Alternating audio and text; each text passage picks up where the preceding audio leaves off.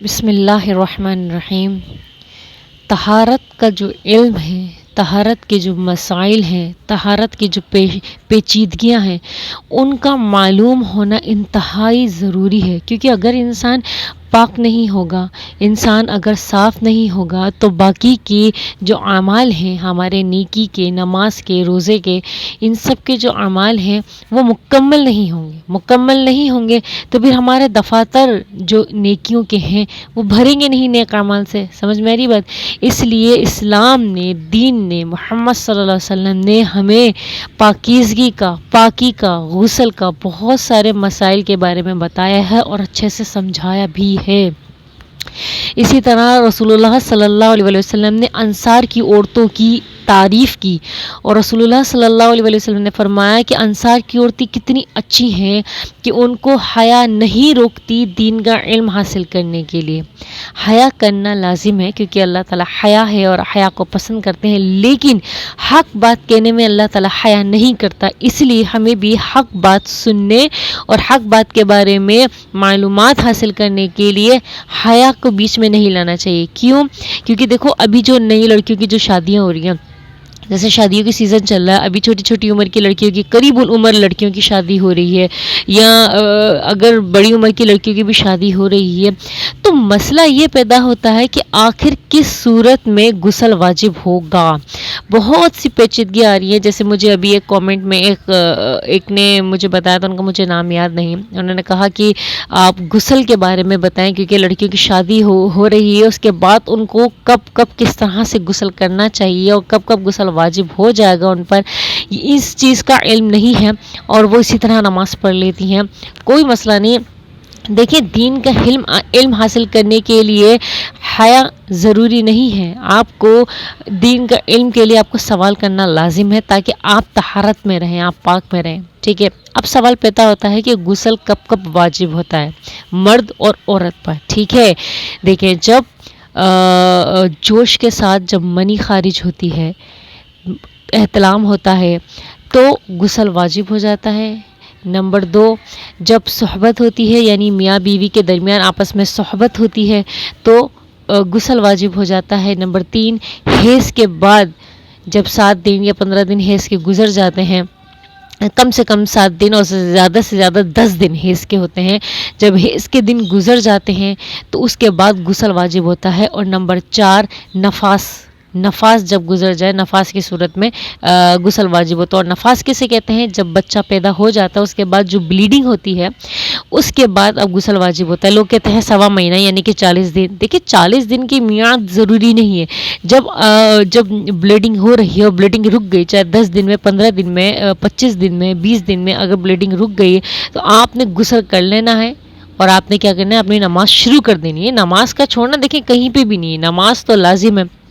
رسول اللہ صلی اللہ علیہ وسلم کے آخری پردہ فرمانے سے پہلے آخری بول بھی نماز پہ ہی تھا کہ میری امت نماز پڑھے، ٹھیک ہے۔ اب یہ ہو گئی 4 چیزیں۔ اب بات آتی ہے کہ غسل لڑکیوں کے لیے۔ دیکھیں جب رسول اللہ صلی اللہ علیہ وسلم نے ارشاد فرمایا کہ جب مرد عورت کے 4 شانوں کے درمیان بیٹھ جائے اور صحبت کرے اور البتہ منی خارج نہ ہو تب بھی غسل واجب ہو جاتا ہے۔ دیکھیں اگر مرد کی بھی اگر منی خارج نہ ہو اور عورت کی بھی منی خارج نہ ہو لیکن صحبت ہوئی ہے، اس کے بعد بھی غسل کیا ہو جائے گا؟ واجب ہو جائے گا، فرض ہو جائے گا، غسل کرنا لازم ہے۔ اور جیسے اگر منی خارج ہو جاتی ہے تب تو ہے غسل واجب، یہ تو سب کو معلوم ہی ہوگا، لڑکا اور لڑکی دونوں کو معلوم ہوگا، لیکن اگر صحبت ہوئی ہے اور لڑکا اور لڑکی دونوں کی ہی منی خارج نہیں ہوئی ہے، یا لڑکی کی منی خارج ہو گئی اور لڑکے کی نہیں ہوئی ہے تب بھی، یا لڑکی کی منی خارج ہو گئی اور لڑکی کی منی خارج نہیں ہوئی ہے تب بھی، دونوں صورتوں میں غسل واجب ہوگا دونوں کے اوپر۔ سمجھ میں آ گئی بات؟ اب بات یہ پیدا ہوتی ہے کہ اب لڑکیاں جیسے شادی ہوئی ہے، اب یہ ہے کہ اللہ اکبر، اب غسل کرنا ہے تو غسل کے لیے لڑکیوں کو یہ بڑی پریشانی کا سامنا کرنا پڑ رہا ہے کہ جو ہے نا اب دن میں 2 دفعہ غسل کرنا ہے یا 3 دفعہ غسل کرنا ہے، روزانہ غسل کرنا ہے، روزانہ 2 بار غسل کر رہی ہیں، غسل جنابت کر رہی ہیں۔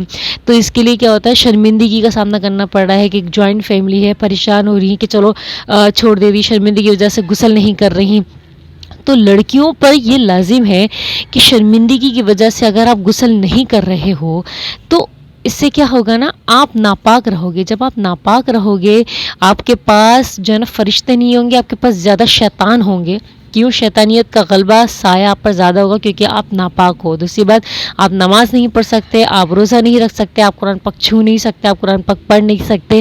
کیوں؟ کیونکہ آپ پاک نہیں ہو، آپ طہارت میں نہیں ہو. آپ شرمندگی کی وجہ سے آپ غسل نہیں کر رہے، غسل جنابت نہیں کر رہے کہ میں نے اگر دن میں غسل جنابت کر لیا، اب رات میں شام میں غسل جنابت کیا، دن میں 2 دفعہ یا 3 دفعہ غسل جنابت کرنا پڑا کہ لوگ نوٹس کر رہے ہیں، پھر لوگ کھلی اڑائیں گے، مذاق اڑائیں گے. تو دیکھیں رسول اللہ صلی اللہ علیہ وسلم نے اس کا بھی کتنا پیارا حل نکالا ہے کہ حضرت ام سلمہ رضی اللہ تعالیٰ عنہ، ام المومنین حضرت ام سلمہ رضی اللہ تعالیٰ عنہ ارشاد فرماتی ہیں کہ اللہ کے رسول صلی اللہ علیہ وسلم میں اپنے باندوں کو اچھے سے گوندھ لیتی ہوں اور اپنے بالوں کو اچھے سے باندھ لیتی ہوں یا جوڑا کر لیتی ہوں، چوٹی باندھ لیتی ہوں.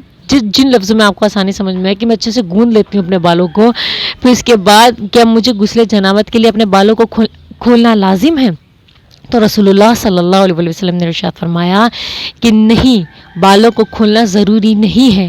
اپنے بالوں پر 3 لپ پانی یعنی 3 کپ پانی کے اپنے جڑوں میں ڈالو.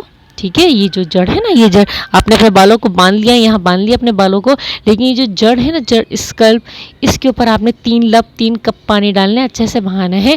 ٹھیک ہے، اور 3 لپ پانی آپ نے بدن پہ بہا لو تو یہ تیرے لیے کافی ہو جائے گا پاکی کے لیے. رسول اللہ صلی اللہ علیہ وسلم نے فرمایا کہ یہ پاکی کے لیے بالکل کافی ہو جائے گا. پورے بالوں کو نہلانا، پورے بالوں کو، سارے لمبے بالوں کو جو ہے نا بھگانا، یہ گیلے کرنے کی ضرورت نہیں ہے. تو اب دیکھیں، اب لڑکیوں کو غسل جنابت کرنا ہے تو کیا کریں گے نا، وہ اپنے بالوں کو باندھ لیجئے اور جو ہے نا، یہ تو شاور ہوتا ہے تو اچھے سے آپ شاور سے جو ہے نا جڑوں کو بھگا لیں. ٹھیک ہے، وہ بھیگ گیا، اچھے سے کوئی چیز حصہ خالی نہیں رہنا چاہیے جڑ، اور پھر آپ نے اپنے بدن پہ پانی کو بہا دیں، آپ کی یہ غسل ہو گیا. ٹھیک ہے، غسل جنابت غسل ہو گیا، آپ پاک ہو گئے، آپ نماز پڑھیں، کسی کو پتہ بھی نہیں چلے گا. سمجھ میں آ گئی ہے؟ اب دوسری بات یہ ہے کہ حضرت ایک دفعہ خبر ہے حضرت عائشہ صدیقہ رضی اللہ تعالیٰ عنہ کے پاس یہ خبر پہنچی کہ نا حضرت عبداللہ ابن عمر رضی اللہ تعالیٰ عنہ نے عورتوں کو بالوں کو کھول کر غسل جنابت کا حکم دے رہے ہیں. تو حضرت عائشہ صدیقہ رضی اللہ تعالیٰ عنہ ارشاد فرماتی ہیں کہ ابن عمر نے تو اللہ رحم فرمائے ابن عمر پر، ابن عمر نے تو عورتوں کو مشقت میں ڈال دیا. یہ ابن عمر جو ہے عورتوں کو گنجا ہونے کا حکم کیوں نہیں دے دیتے، سر منڈوانے کا حکم کیوں نہیں دیتے؟ یہ ان کی ایک پیاری سی ڈانٹ تھی حضرت عائشہ صدیقہ رضی اللہ تعالیٰ عنہا کی. پھر حضرت عائشہ صدیقہ رضی اللہ تعالیٰ عنہا اپنا بیان کرتی ہیں، دیکھو دلیل کے طور پہ بیان کرتی ہیں کہ میں اور حضور صلی اللہ علیہ وسلم، یعنی حضرت عائشہ صدیقہ رضی اللہ تعالیٰ عنہا اور حضور صلی اللہ علیہ وسلم ایک ہی برتن میں غسل جنابت کیا کرتے تھے، اور میں اپنے بالوں کو کھولے بنا ہی 3 لپ پانی کے ڈال دیتی تھی اور یہ میرا طہارت ہو جاتی تھی. سمجھ میں آ گئی بات؟ کتنی آسان بات ہے کہ حضرت عائشہ صدیقہ رضی اللہ تعالیٰ عنہ حضور صلی اللہ علیہ وسلم کے ساتھ ایک ہی برتن میں غسل جنابت کرتی تھیں اور اپنے بالوں کو کھولے بنا ہی 3 لپ پانی بہا دیتی تھیں، اس سے ان کا غسل جنابت ہو جاتا تھا، وہ پاک ہو جاتی تھی. اس سے بڑی اور مثال کیا ہمیں ملے گی؟ سمجھ میں آ گئی بات؟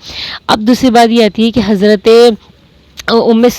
حضرت ام سلمہ رضی اللہ تعالیٰ عنہ فرماتی ہیں، ام المومنین حضرت ام سلمہ رضی اللہ تعالیٰ عنہ فرماتی ہیں کہ حضرت ام سلیم رضی اللہ تعالیٰ عنہ حضور صلی اللہ علیہ وسلم کے پاس آئیں اور انہوں نے کہا کہ اللہ کے رسول صلی اللہ علیہ وسلم، اللہ تعالیٰ حق بات کہنے سے حیا نہیں کرتے ہیں.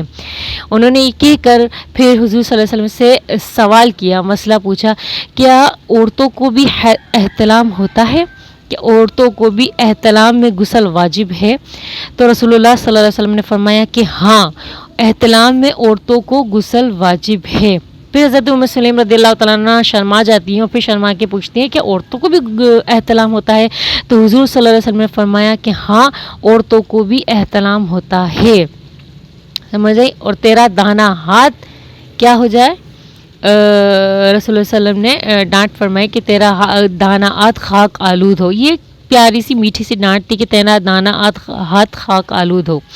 یہاں پہ بات یہ سمجھ میں آتی ہے کہ عورتوں کو بھی احتلام ہوتا ہے. اب احتلام کسے کہتے ہیں یہ میں آپ کو ایک چھوٹی سی بات سے بتا دیتی ہوں کہ جب احتلام ہوتا ہے کہ خواب میں ہو، جیسے آپ رات کو سو کر اٹھیں اور جیسے خواب آپ نے کوئی دیکھا ہے یا کوئی فیلنگ ہوئی ہے، جب آپ صبح اٹھیں تو آپ اپنے کپڑوں پہ کوئی گیلا نشان دیکھیں، کوئی گیلی تری دیکھیں، منی دیکھیں، تو اس کو کہتے ہیں منی، اسے کہتے ہیں احتلام، وہ اس پر ہو جاتا ہے غسل واجب. ٹھیک بات ہو گئی. لیکن اس میں لیکوریا شامل نہیں ہے. دیکھو لیکوریا اور احتلام دونوں میں فرق ہوتا ہے. ٹھیک ہے، اب لیکوریا کے اوپر غسل واجب نہیں ہوتا ہے، لیکن احتلام میں منی میں ہوتا ہے. اور احتلام کئی کچھ ہزاروں سو میں سے کچھ ایک یا دو خاتون کو ہوتا ہوگا احتلام، باقی احتلام خواتین کو کم ہوتا ہے. ٹھیک ہے. اب رہی بات کہ نا ہم نے غسل میں کیا فرائض ہیں، میں نے آپ کو پہلے ہی بتا دیا تھا کہ غسل کے 3 فرائض ہیں. ویسے سنت تو یہ ہے کہ آپ کے جہاں ناپاکی لگی ہے، آپ پہلے اس ناپاکی کو پہلے تو اپنے آپ ہاتھ دھوئیں گی. اس کے بعد آپ نے جس جگہ ناپاکی لگی ہوئی ہے سطر میں، آپ اس سطر کو صاف کریں گی. اس کے بعد آپ جو ہے نا جیسے استنجا لیں گی، ٹھیک ہے نا. اس کے بعد آپ جو ہے پورا وضو بنائیں گی. میں سنت طریقہ بتا رہی ہوں. آپ پورا وضو بنائیں گے جیسے ہم نماز کے لیے وضو بناتے ہیں، وضو بنائیں گی. پھر اس کے بعد اپنے نا سر کو دھوئیں گی، جڑوں کو دھوئیں گی. ٹھیک ہے. پھر اس کے بعد آپ اپنے بدن کو پورا دھوئیں گی. سمجھ میں آ گئی؟ آپ کا ہو گیا غسل سنت کے ساتھ. لیکن جیسے جو خواتین میں نے آپ کو بتایا بھی جو شادیاں ہو رہی ہیں جنہیں غسل جنابت کے بارے میں علم نہیں ہے، تو ان کے بارے میں یہی ہے کہ جب غسل جنابت آپ پر فرض ہو جائے، آپ نے غسل کرنا ہے. آپ نے پورے بال کھولے بنا ہی اپنے پورے یہ جو اسکلپ ہے، جو جڑ ہے، اس کو جڑ کو بھگانا ہے 3 لپ پانی کے ذریعے، یعنی 3 ڈونگے کے ذریعے یا 3 کپ کے ذریعے، اور پھر 3 کپ آپ نے صرف بدن پہ بہا دینا ہے. ٹھیک ہے. یہ آپ کا غسل جنابت ہو گیا. انشاءاللہ اللہ تعالیٰ نے اللہ تعالیٰ آپ کو جو ہے نا فرض ادا کرنے کی توفیق عطا فرمائے، پاکی میں طہارت میں رہنے کی توفیق عطا فرمائے. اس کے علاوہ بھی اگر کوئی سوال ہے، کوئی مسئلہ ہے تو آپ پوچھ سکتے ہیں. اور پاکی میں رہنا آپ کے لیے بہت لازم ہے. اور میں آپ کو بتا دوں کہ جو ہے حیض میں آپ کو پورے بالوں کے ساتھ دھونا ہے. حیض جیسے ہو گیا، حیض کے بعد جو آپ غسل کرتے ہیں، کیونکہ وہ مہینے میں ایک بار ہوتا ہے، اس لیے اس کے لیے آپ نے اپنے بالوں کو بھی نہلانا ہے، پورے سارے بالوں کو بھی بھگانا ہے. اس میں آپ نے جو آپ غسل کریں گے اس کے لیے آپ کو پورے بالوں کو بھگانا ضروری ہے. تبھی آپ کا جو ہے نا غسل ہوگا مکمل طور پر. صرف جڑوں کو بھگانا ضروری نہیں ہے، کیونکہ اس میں دونوں میں فرق یہ ہے کہ غسل جنابت میں جو ہے وہ خون نہیں ہوتا ہے، اس میں پانی ہوتا ہے. اور جو حیض کا جو غسل ہوتا ہے اس میں خون ہوتا ہے. تو خون زیادہ نجس ہے، زیادہ ناپاکی ہے، اس لیے اس میں جو ہے نا اپنے پورے بالوں کو دھونا لازم ہے. انشاءاللہ آپ لوگوں کو میری بات اچھے سے سمجھ آئی ہو.